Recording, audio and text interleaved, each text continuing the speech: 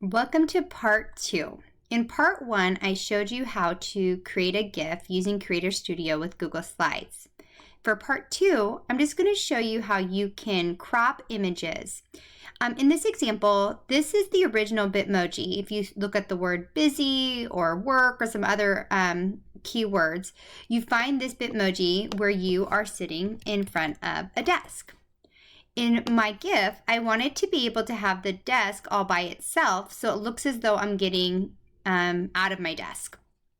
So what I did is I opened up Google Drawings and I used my Bitmoji and just dragged it right in here. Then what I did is I used different shapes to cover up parts of the Bitmoji.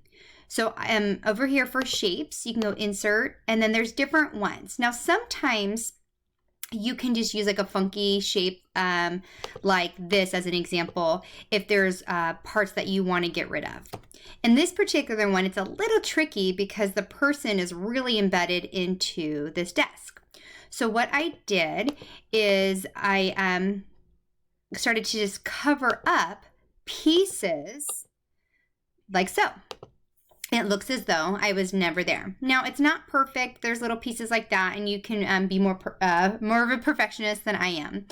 So what I did right here, which is kind of cool, is as you can see, the stack of papers here, and my arm is here. So I could have taken a shape, for example, as a square, and covered that up, filled it with white, make sure that the edges are transparent. But then that would look kind of funny, right? It's almost like I took an eraser right on top of it.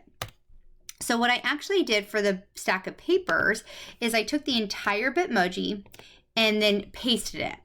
When you double click the image, the black bars appear. When the black bars appear, that's what you're make sure you grab the black bar, not the blue dot. That's what you're cropping out. If I were to click out of that, oh, my head is missing. So what I wanted to do is I wanted to isolate just this portion of the stack of papers. And so you just drag it in. You could crop off this part if you want to. And then what I did is I dragged it over there. Well, that doesn't look quite right either. I guess you could have just put a second stack of papers there and that would be fine too.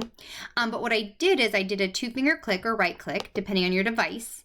And I'm going to rotate horizontally. So what that did is it gave me a mirror image.